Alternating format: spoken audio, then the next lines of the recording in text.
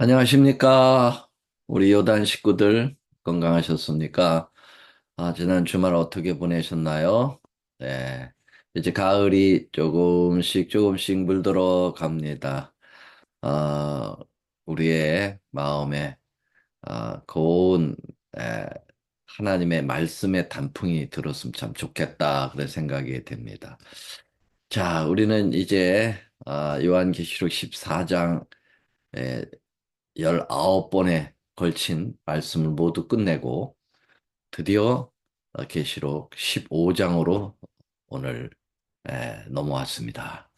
자, 계시록 15장 말씀, 본문의 말씀을 읽고 시작을 하겠습니다. 먼저 1절부터 3절에 있는 말씀인데요. 이 말씀은 어느 누가 한 분이 좀 대표로 좀 읽어주시면 고맙겠습니다. 뮤트 푸시고 한 분이 좀 읽어주시면 감사하겠습니다. 또 하늘에 크고 이상한 다른 이적을 보매 일곱 천사가 일곱 재앙을 가졌으니 곧 마지막 재앙이라. 하나님의 진노가 이것으로 마치리로다. 또 내가 보니 불이 섞인 유리바다 같은 것이 있고 짐승과 그의 우상과 그의 이름의 수를 이기고 벗어난 자들이 유리바다가에 서서 하나님의 검은 거를 가지고 하나님의 종 모세의 노래, 어린 양의 노래를 불러 가로되, 주 하나님, 곧 전능하신 이가 이시여, 하시는 일이 크고 기이하시도다. 만국의 왕이시여, 주의 길이 의롭고 참되시도다. 아, 주여. 네, 3절까지만 읽겠습니다. 감사합니다. 자, 이제 또 한 장을 새롭게 맞이하니까요. 다시 전체적인 나무를 숲을 한번 보고 또 15장의 나무를 보죠.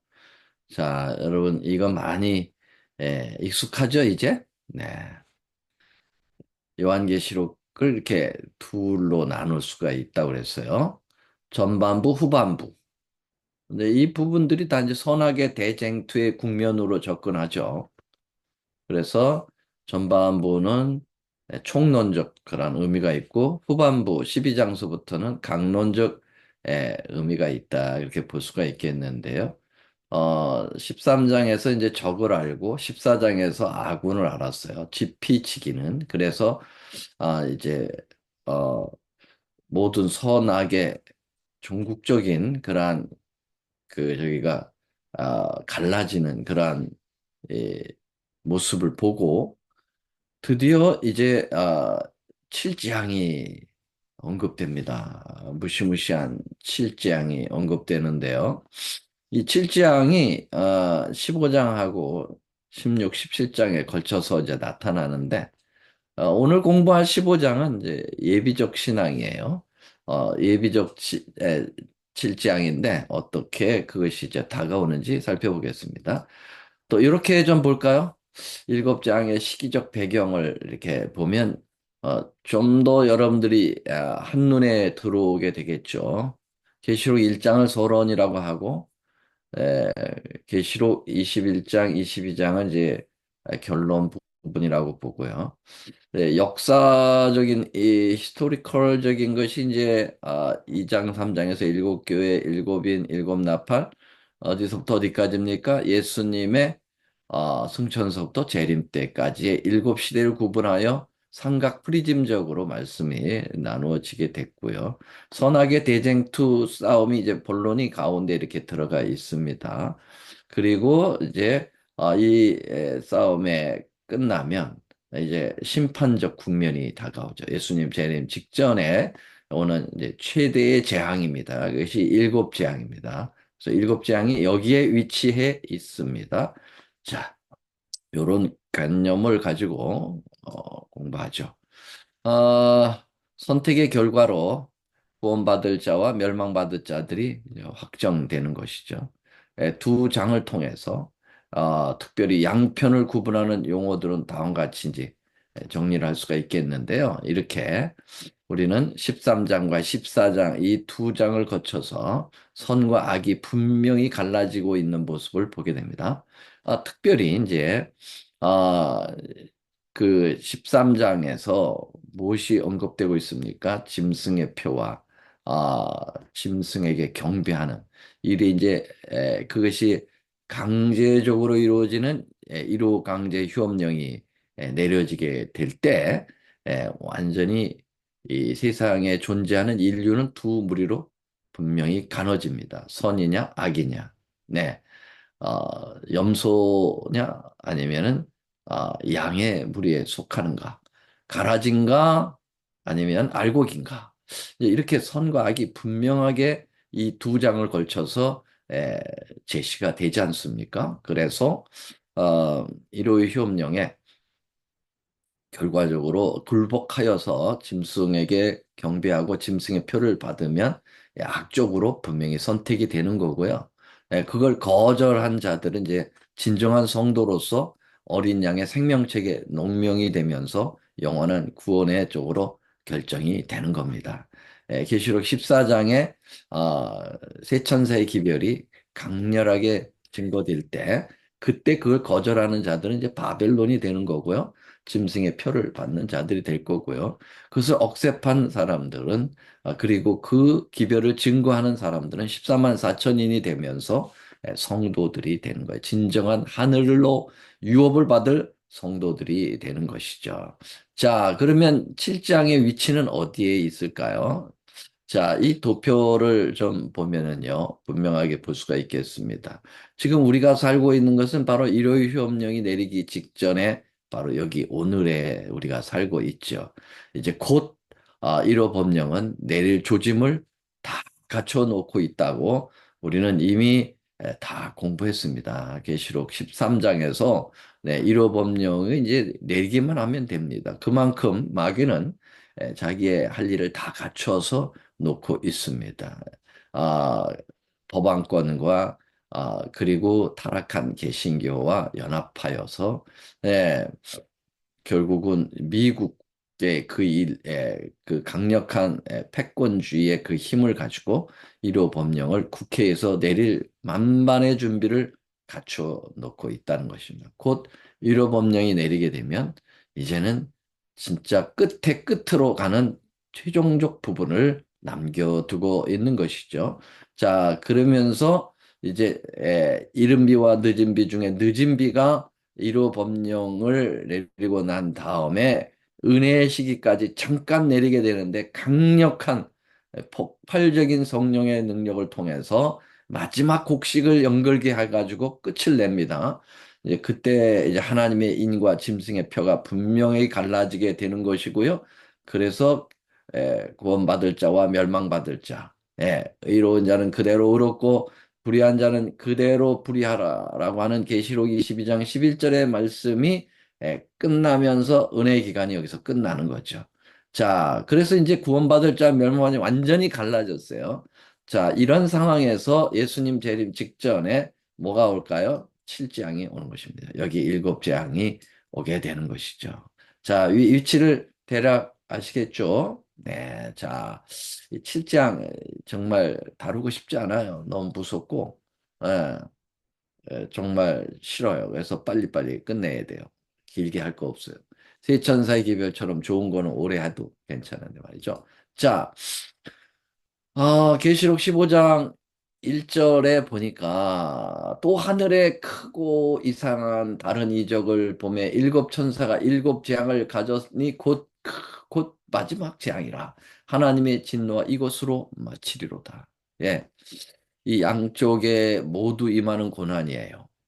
전쟁이라는 그러한 상황에서 어, 승자나 패자나 희생이 불가피합니다. 네. 선악의 싸움도 마찬가지입니다. 하나님의 백성들에게는 현실적인 고난과 불편과 희생이 따르지만 잠시 인내하고 주님 편에 끝까지 그것을 붙들고 있으면 영원한 생명과 행복이 보장됩니다. 자, 이미 구원받기로 결정이 되고 은혜기가 끝났기 때문에 이 재앙은 결코 구원받을 자들을 멸망받을 자로 변경시키지는 못합니다. 그러나 고난이 있는 건 사실이에요. 그러나 악인들은 잠시의 고난을 피하고 현세적인 안전을 얻으려고 노력을 하겠습니다만은 결과는 영원한 파멸입니다. 이 하나님의 백성들은 세상이 주는 핍박을 받고 그리고 악인들은 하나님이 내리는 재앙과 심판을 받으면서 끝나는 거죠. 모든 인간은 어차피 받아야 할 두 고뇌 중에 하나를 선택해야 되는데요. 그 악인들에게 임하는 일곱 재앙은 어떤 것인지 15장과 16장에서 우리는 공부하게 될 것입니다. 자, 그런데요. 우리는 이미 이 7재앙의 좀 냄새를 좀 맡았어요. 어디에서요? 네, 일곱 나팔에 보내는 기별에서 말이죠. 네, 일곱 나팔에 보내는 기별이 무시무시했죠. 근데 요거는 이제 뭐라고 하냐면 일곱 나팔은 예비적인 일곱 재앙이다 이렇게 볼 수가 있겠어요. 어, 그 예수님의 승천서부터 재림 때까지의 나타나는 재앙의 모습들, 특별히 하나님을 거절하고 특별히 하나님의 참된 진리 교회를 핍박하려고 하는 그 세력들이 결국은 이런 것을 당한다라고 하는 아, 그 하나님의 교회를 잔멸하려고 들었던 세력들이 당한 그러한 심판적 국면이 이미 일곱 나팔에서 다루어지게 되었습니다. 자, 그리고 계시록 15장, 16장에 걸쳐서 이제 본격적인 7재앙은 16장에서 나타나거든요.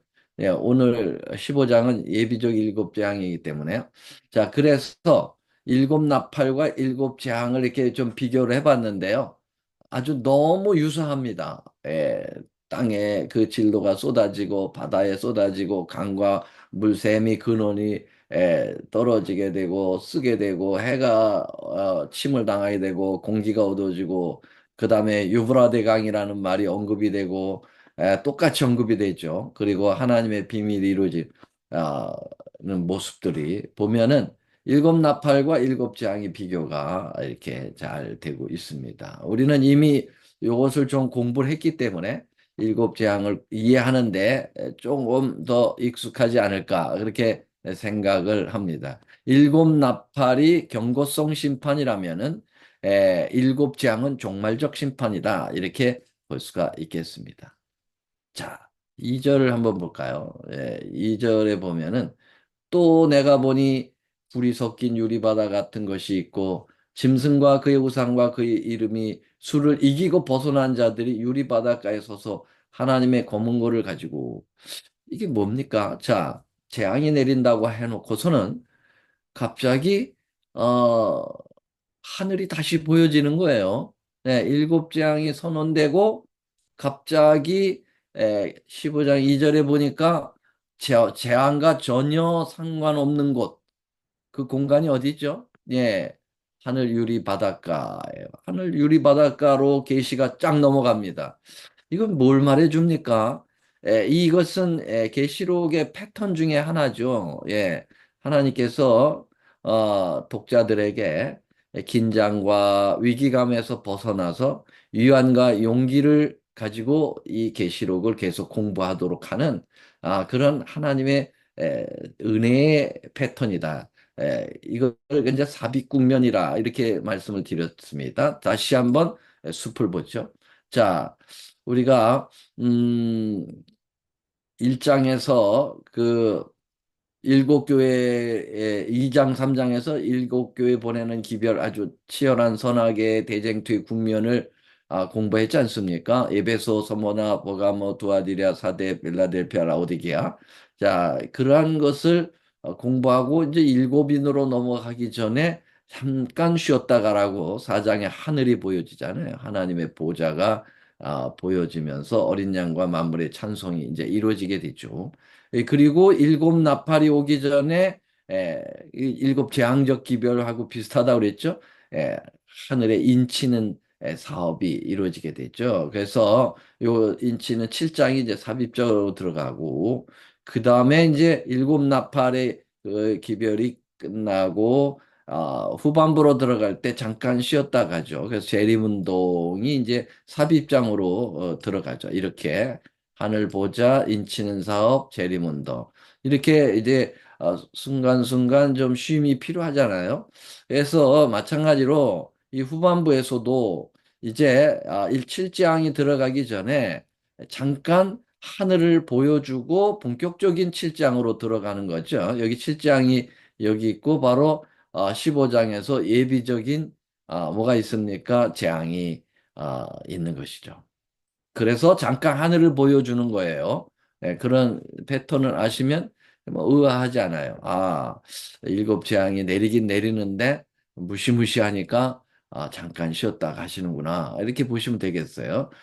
쉬었다 갈 때 가장 우리에게 안위를 주는 건 그 하늘에서의 구원받을 그 공간, 그것을 보여주는 거죠. 네.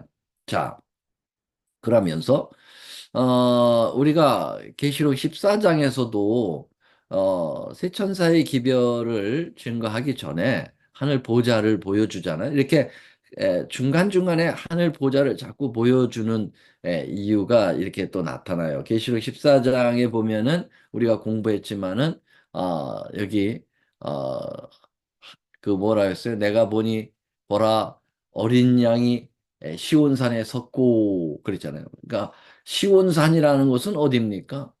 바로 하늘 유리 바닷가 생명 강가가 있는 하나님의 보좌가 있는 그런 시온산을 이야기하죠. 그 어린 양 예수님이 계신 걸 보니까 틀림없이 하늘입니다. 근데 결국 14만 4천인들이 거기서 하늘 찬양대가 구성되어 찬양을 부른다는 거예요. 네, 그게 무슨 노래를 부른다고 그랬습니까?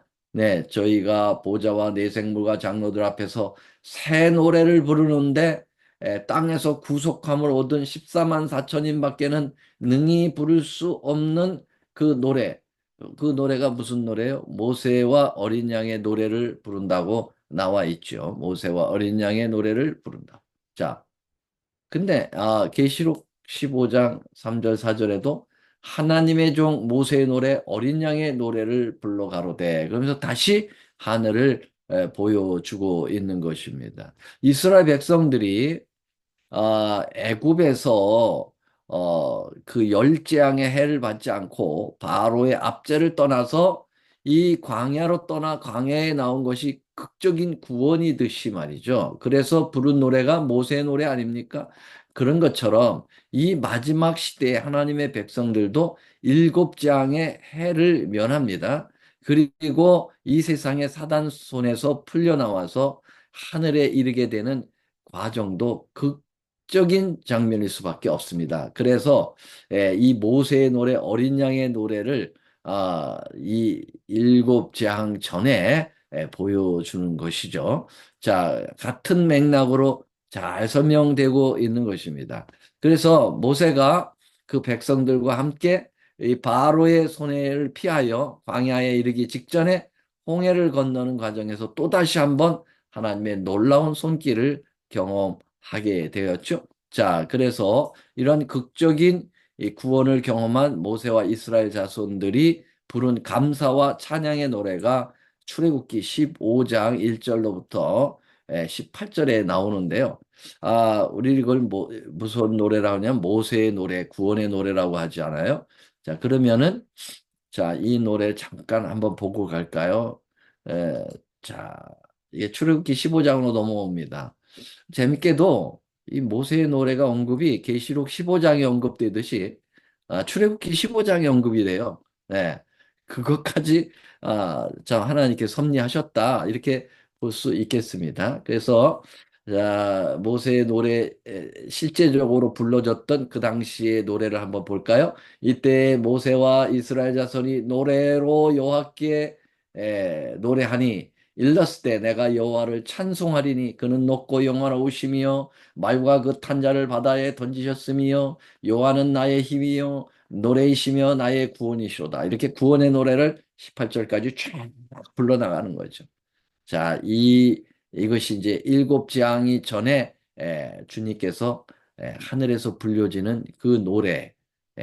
를 다시 한번 우리에게 들려주고 7장을 공부하도록 하는 것은 하나님의 큰 사랑이다, 은혜다, 이렇게 볼 수가 있겠습니다. 자, 이제 7장을 면하고 예수 그리스도의 재림과 함께 극적인 그러한 구원을 경험한 하나님의 구원을 받은 백성들이 유리 바닷가에서 구원의 주체이신 어린 양 예수 그리스도에 대하여 감격의 노래를 부르게 될 것인데, 그 노래를 먼저 소개하고 있습니다. 한번 읽어보겠습니다. 여기 녹색 글씨, 이 하늘색 글씨를 읽어보겠습니다. 주 하나님 곧 전능하신 이시여, 하시는 일이 크고 기이하시도다. 만국의 왕이시여, 주의 길이 의롭고 참되시도다. 주여, 누가 주의 이름을 두려워하지 아니하며 영화롭게 하지 아니하오리까. 오직 주만 거룩하시이다. 주의 의로우신 일이 나타났음에 만국이 와서 주께 경배하리로다. 여러분, 경배의 당위성이 있어요. 하나는 창조주고 하나는 구속주예요. 그래서 경배받아 마땅한 우리 하나님의 그 당위성을 여기 찬양으로 노래를 부르고 있는 것입니다. 자, 그 다음 5절서부터 8절까지 마지막 부분까지 읽어보겠습니다. 자, 이 말씀 어느 분이 한번 대표로 읽어주실까요? 뮤트 푸시고 한 분이 좀 일사천리로 읽어주시기 바랍니다. 또 이 일 후에 내가 보니 하늘의 증거 장막의 성전이 열리며 일곱 재앙을 가진 일곱 천사가 성전으로부터 나와 맑고 네 생물 중에 하나가 세세에 계신 하나님의 진노를 가득히 담은 금 대접 일곱을 그 일곱 천사에게 주니 하나님의 영광과 능력을 인하여 성전의 연기가 차게 되매 일곱 천사의 일곱 재앙이 마치기까지는 성전에 능히 들어갈 자가 없더라. 네, 감사합니다. 자, 여기 보면은, 참 장막, 특별히 이 증거 장막의 성전이 열린다. 그렇게 나와 있죠. 여러분, 요한계시록에 이 성소와 관계를 갖지 않으면 해석할 수가 없어요. 계시록 1장서부터 성소가 나오잖아요. 계속해서 우리가 지난번에 계시록 11장 19절에 보면은 하늘에 하늘이 열리면서 뭐가 보였습니까? 그 법궤가 보였잖아요. 예. 이런 모습들이 계속 반복하여 나타나거든요. 그게 이 칠지양도 말이죠. 이 하늘로부터 오는 심판이에요. 인간 스스로 뭐 하는 심판이 아니고 하나님으로부터 오는 거예요. 그래서 이 성소는요, 두 가지 국면이 있죠. 하나는 구원의 국면이 있고 또 하나는 심판의 국면이 있습니다. 성소에. 그래서 구약 시대에도 성소 제사를 드리는 제사장들이 어때요? 그 상번제하고 1년에 한 번씩 하는 그러한 대속제 그 제사가 있잖아요. 상번제는 그 매일매일 드리는 제사인데, 그것은 이제 구원을 우리에게 그 베푸는 그러한 은혜의 모습들을 보여주지만은 마지막 종국적으로는 대속제일에 있었던 지성소에서의 그 대제사장의 그 제사 국면은요, 구원받을 자, 멸망받을 자가 결정되는 최종적 그런 심판을 의미하는 거 아니겠습니까?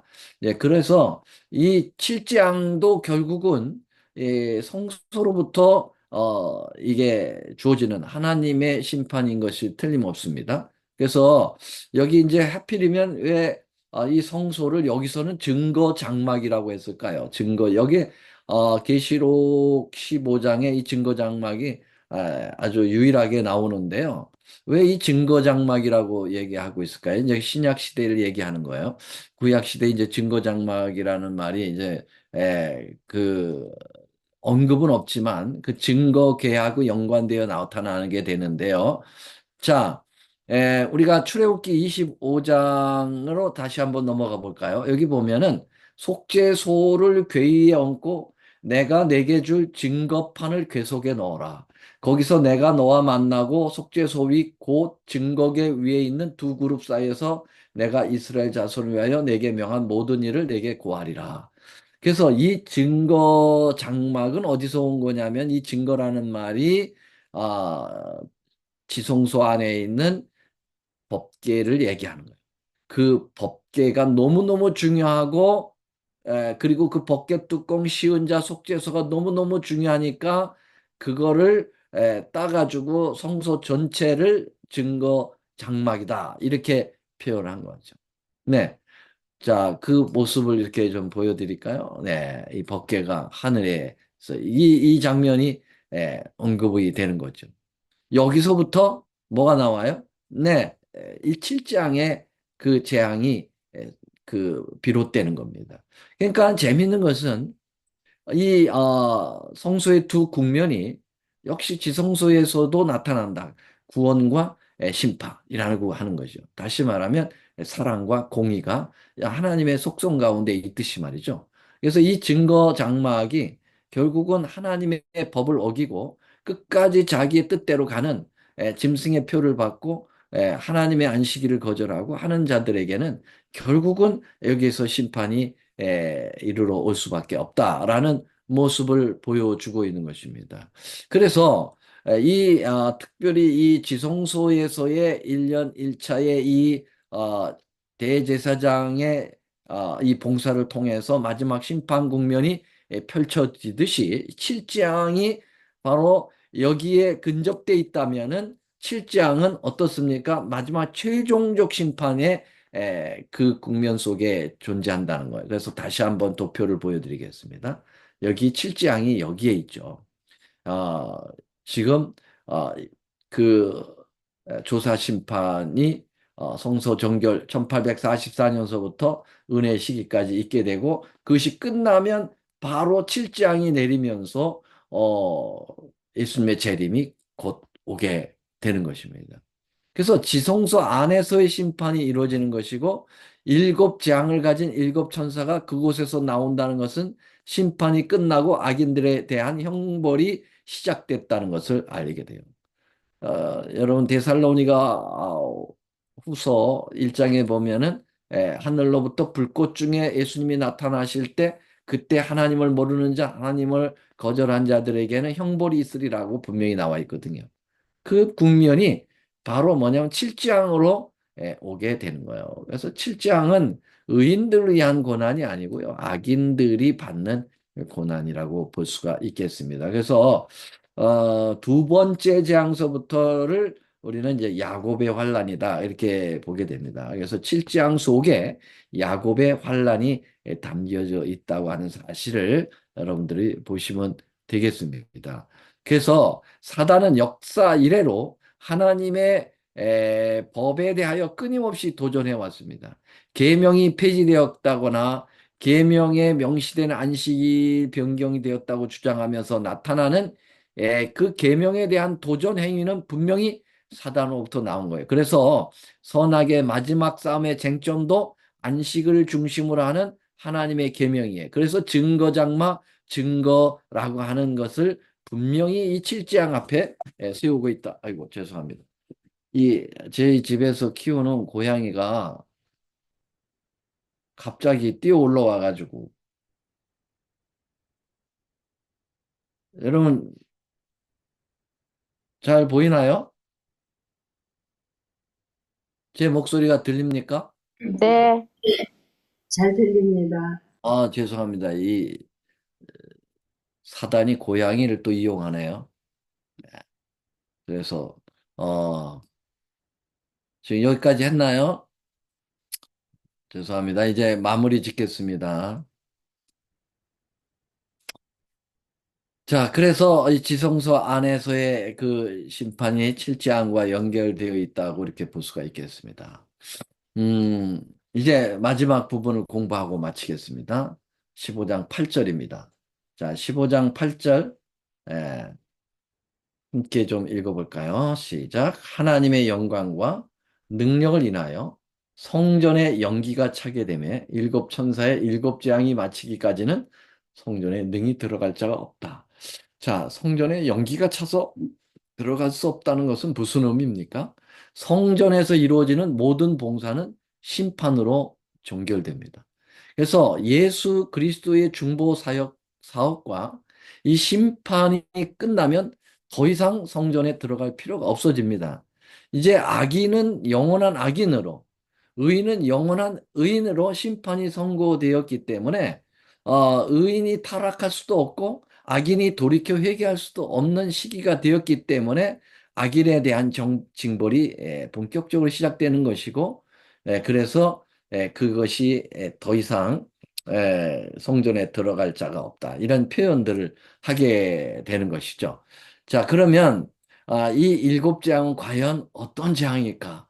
여러분, 무시무시한 재앙이, 본격적인 일곱 재앙이 이제 16장에서 시작됩니다. 이렇게 예비적 7재앙을 계시록 15장에서 예고하고, 그리고 이제 16장에서부터 7장을 공부하게 되겠는데요.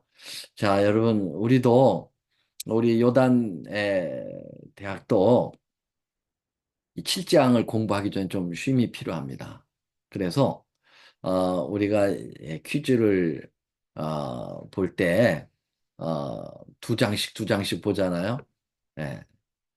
그래서 지난번 13장까지 퀴즈를 봤는데, 이번에는 이제 14장하고 16, 15장, 오늘 공부한 15장을 공부하겠습니다. 퀴즈로 이제 보겠는데요. 14장은 굉장히 길었어요. 그래서, 적어도 그 19번을 우리가 공부했는데요. 근데 15장은 오늘 하루로 끝나는 거예요. 그죠? 그래서, 이거 지난번에도 우리가 이런 것을 했습니다만, 하루를 여러분들에게 시험을 치를 수 있는, 공부할 수 있는 기회를 드리고, 쉼을 드리겠습니다. 그래서 16장은 내일 모레에 하게 되고요. 글피하게 되고, 내일은 어, 시험 공부하도록 강의가 없습니다. 그래서 오늘 제가 14장하고 15장의 파워포인트 제가 강의한 걸 PDF로 다 띄워놓겠습니다. 띄워놓을 테니까 여러분, 그 자료가 굉장히 중요한 자료입니다. 거의 14만 4천, 세천사의 기별인 14장이 다 들어있거든요. 그래서 여러분, 이 자료를 꼭 여러분들께서 세이빙 하세요. 그걸 저장을 하셔야 돼요. 저장. 안 하면은 날라가요. 그러니까 꼭 자기의 컴퓨터에다가 저장을 하시고, 이 부분만이라도 여러분 꼭 살리셔야 됩니다. 예, 굉장히 중요한 거니까. 그래서, 내일은 강의 없고요. 퀴즈도 내일 없고요. 모레 퀴즈가 있고, 그 다음 날에 이제 16장, 본격적인 7장이 들어가겠습니다. 자, 여러분, 오늘은 여기까지 마치고 공지사항 잘 알았죠? 우리 학장님이 다시 공지사항을 좀 올려주시면 고맙겠고요. 제가 곧 PDF를 만들어서 오늘 오전 안으로 올려드리도록 그렇게 하겠습니다. 감사합니다. 잠깐 기도하겠습니다. 하늘에 계시는 사랑의 우리 아버지 하나님, 은혜를 감사합니다. 어, 우리 하나님이 얼마나 우리에게 우리의 정서를 잘 아시는지, 무시무시한 이 7장에 들어가기 전에 우리에게 하늘, 유리 바닷가 생명강가에서 모세와 어린 양의 노래를 다시 한번 듣게 해주시니 감사합니다. 싸움이 아무리 치열해도, 재난이 아무리 재앙이 7장으로 온다 하더라도 하나님의 백성들에게는 전혀 해가 없는 재앙인 것을 우리는 믿어 의심치 않고, 우리 하늘 그 본향을 향하여 오늘도 소망과 희망을 가지고 끝까지 승리하며 달려가는 저희들이 되도록 인도하여 주시옵기를 우리 구주 예수님의 이름으로 간절히 기도 올리옵나이다. 아멘.